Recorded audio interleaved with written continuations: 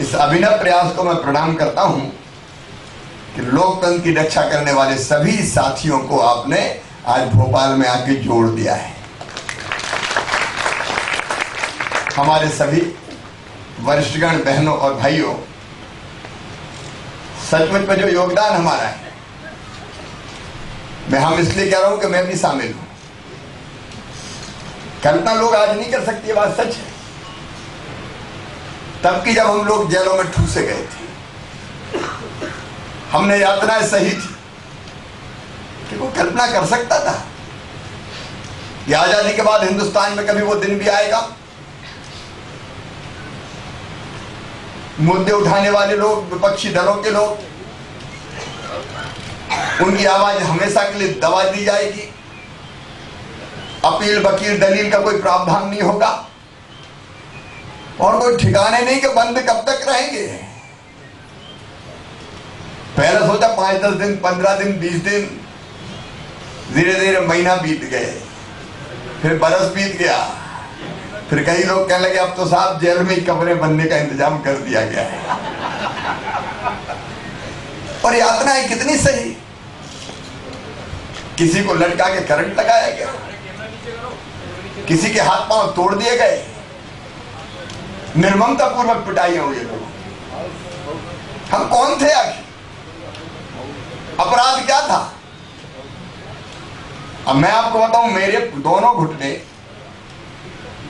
अभी भी इसलिए दुखते हैं कि हबीबगंज थाने में बिठा के मेरे घुटनों में डंडे मारे गए थे कि बता ये पर्चे तेरे पास कहां से आते थे।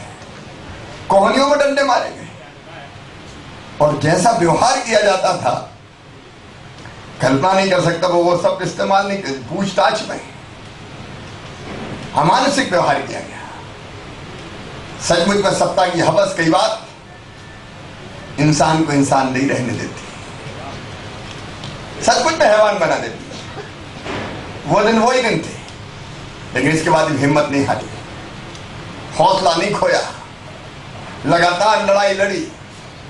और ये आपकी दम है कि लोकतंत्र फिर से बहाल हुआ। जनवरी में 77 में फिर से हम लोग छूट के बाहर गए, फिर से चुनाव हुए और आपातकाल का अंत हुआ। और अगर आपको हम कहते हैं कि आप स्वतंत्रता संग्राम सेनानी ही है, एक लड़ाई उनने लड़ी, उनको हम प्रणाम करते हैं। लेकिन आजादी की दूसरी लड़ाई, प्रथम स्वतंत्रता संग्राम, इसके बाद 47 का आंदोलन, इसके बाद तीसरा अगर आंदोलन था तो वो था इमरजेंसी में आपातकाल के खिलाफ चलाया गया आंदोलन। मैं आप सबको दोनों हाथ जोड़कर प्रणाम करता हूं। और जी कैलाश जी, अगर कुछ किया है तो तेरा तुझको अर्पण क्या लागे मेरा, ऐसा नहीं है, ये ऐसा नहीं है। ये तो सचमुच में उनको प्रणाम है कि जिन्हें सारे दुख सहकर भी एक आजादी को बहाल करने का काम किया, अभिव्यक्ति की स्वतंत्रता लौटा के लाए। आप कल्पना करो अगर वो चुनाव हार जाती जनता पार्टी तो देश का स्वरूप क्या बनता। और इसलिए कहने की जरूरत कैलाश जी कभी नहीं होगी।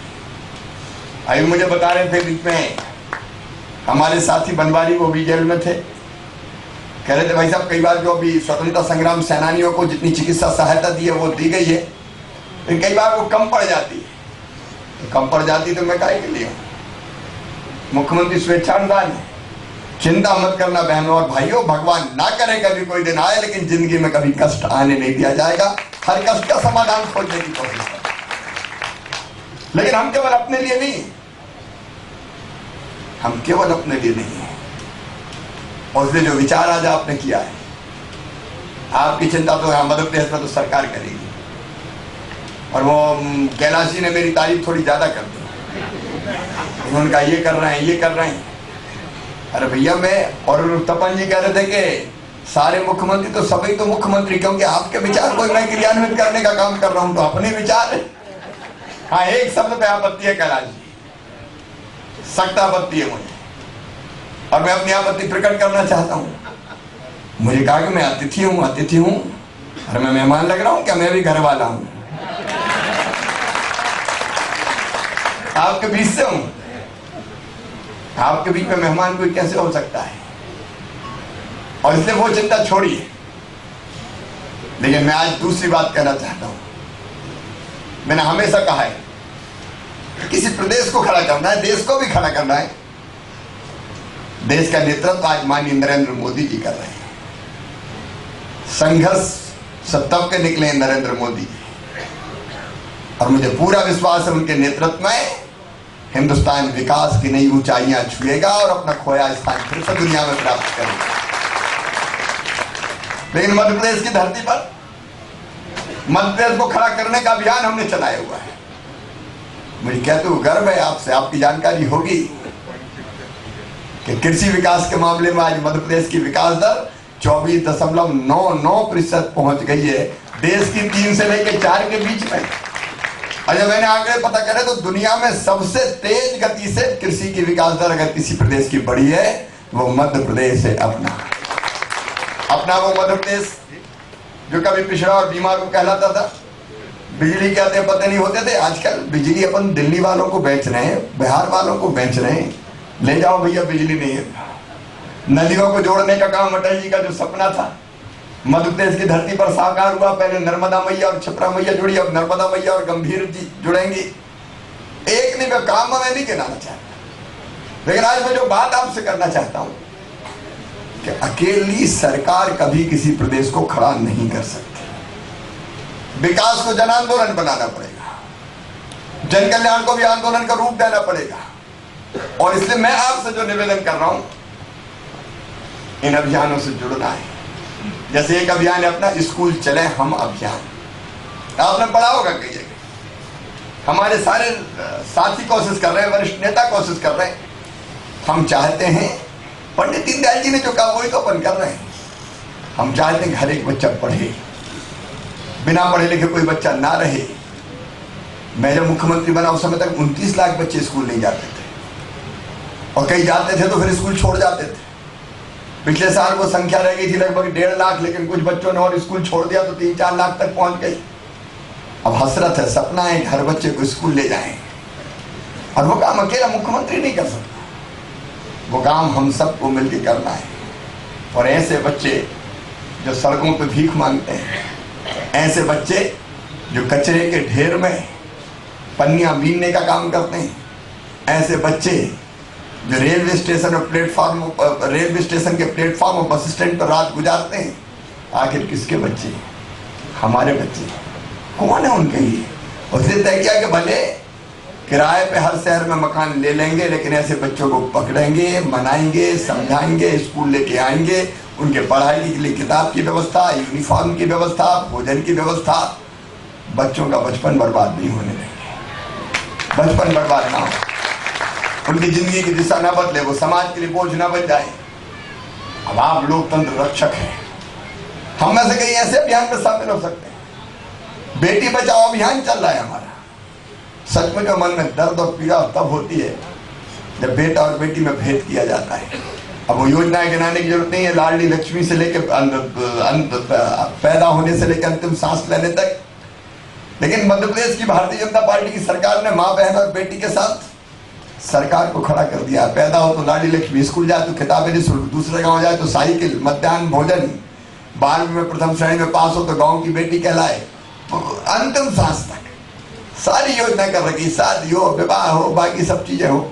लेकिन भेद जो है केवल योजनाओं से खत्म नहीं होगा, बेटियों के साथ भेद होता है। हमारे बीच में विक्रम जी जैसे नेता भी, 3 बेटियां, योग और कुशल बेटियां, ईश्वर का दिया हुआ बहुत बड़ा उपहार है। लेकिन बेटी अगर बचाना तो केवल कानून से नहीं बचेगी, समाज की मानसिकता बदलनी पड़ेगी। और वो मानसिकता बदलने का काम आप भाई और बहन, आप सब वरिष्ठगण भी मिलकर कर सकते हैं। जो बेटी है तो कल है, बेटी के बिना ये दुनिया नहीं चल सकती। एक नहीं ऐसे अनेकों अभियान, वृक्षारोपण का अभियान, पानी बचाने का अभियान, अनेकों अभियानों से हम जुड़ सकते हैं। आज हम लोगों ने कार्यक्रम शुरू किया जिसमें माताओं की मौत होती है, बच्चों की मौत ज्यादा होती है। मातृ मृत्यु दर, शिशु मृत्यु दर खत्म करना है। क्यों बच्चा दुनिया में आके मर जाए, क्यों माता बेटा बेटी को जन्म देते हुए मरे? और इसलिए उसके लिए भी ममता अभियान चलाया हुआ है।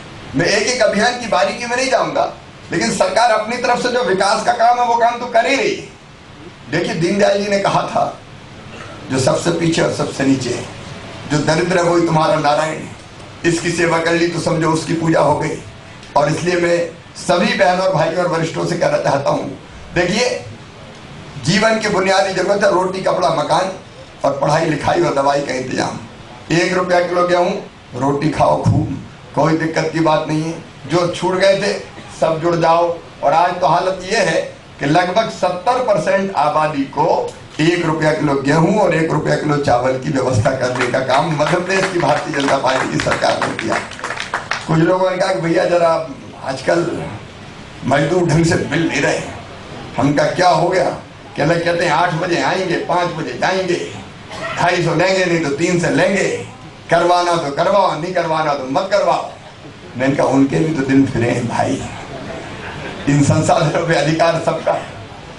सचमुच में रोटी की व्यवस्था हो जाए, कपड़े मकान की व्यवस्था हो जाए, बेटा बेटी की पढ़ाई लिखाई सारा इंतजाम, और बीमार हो जाए तो दवाई अस्पताल में फ्री मिले, पैथोलॉजी टेस्ट फ्री हो जाए, ऐसे एक नहीं सभी समाज के वर्गों के लिए अभिनव योजनाएं।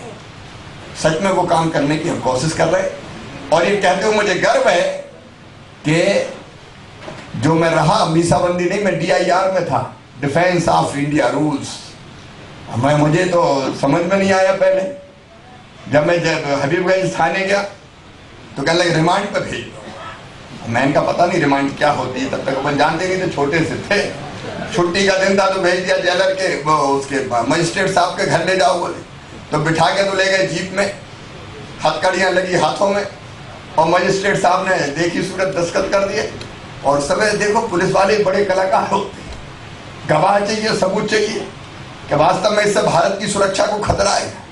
अब अपनी उम्र 15-16 साल की, भारत की सुरक्षा को खतरा है, गवाह चाहिए तो कहीं के तोताराम पकड़ना है। अब मैंने कभी देखा नहीं, पहचाना नहीं। तोताराम ने कहा हाँ यही था। मैंने कहा भैया तुमने हमें देखा क्या? अरे कहना करना पड़ता भाई, हमने तुम्हें नहीं देखा, तुमने हमें नहीं देखा, लेकिन पुलिस वाले हैं करता पड़ता। तो तोताराम ने जेल भिजवा दिया उन्हें। और उसके बाद जीप तो गई और 2 सिपाहियों को दे दिया कि ले जाओ। अब वो पैदल लेके चल दिए वहां से। परी बाजार के आसपास भाई साहब कोई मजिस्ट्रेट साहब रहते थे, पटेल साहब कोई, परी बाजार के उधर आसपास। हाँ तब अब वहां जब हम जा रहे थे तो सामने से तांगे में कुछ बच्चे स्कूल से आ रहे थे। अब मेरे कपड़ा वैसे हबीबगंज थाने में मेले कुचेले से मुड़े तोड़े, तो बच्चे देख के चिल्लाए देखो चोर जा रहा, चोर जा रहा, चोर जा रहा।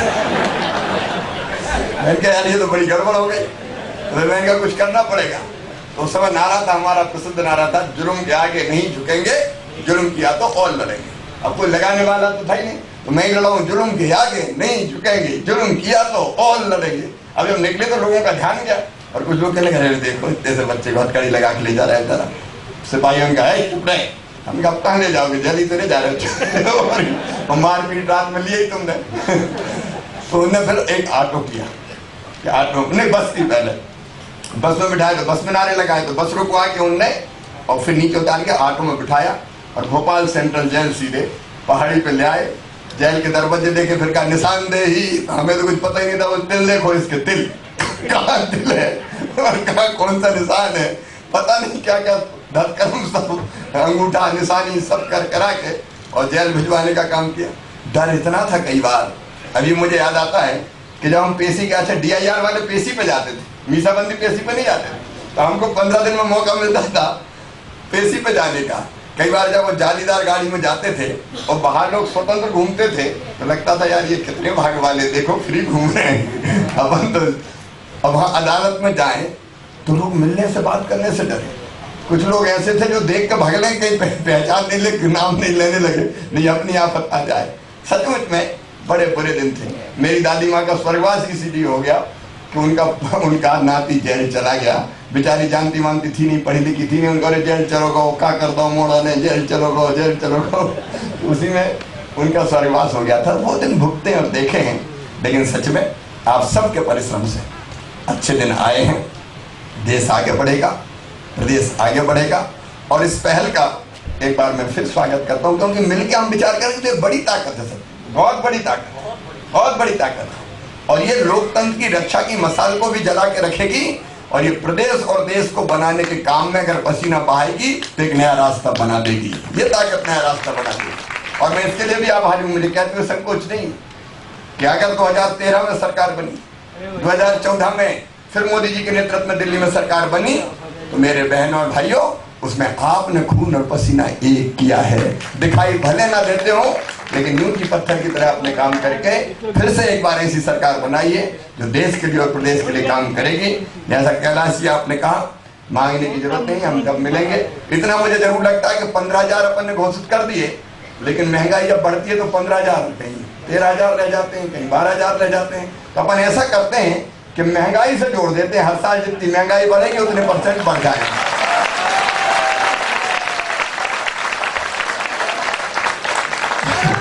उतने तो रहेंगे, घट जाएंगे, इसलिए घटने का को दें, तो हर साल जितने % बढ़ेगी उतना, कभी बढ़ी तो जोड़ देंगे, नहीं बढ़ी तो ठीक है, कोई बात ही नहीं। और अगर कोई चीज बचेगी तो कैलाश जी, मेघराज जी, भाई साहब, हम और आप हैं, आप आ जाना, खान में कह देना, हो जाएगा, चिंता करने की बात।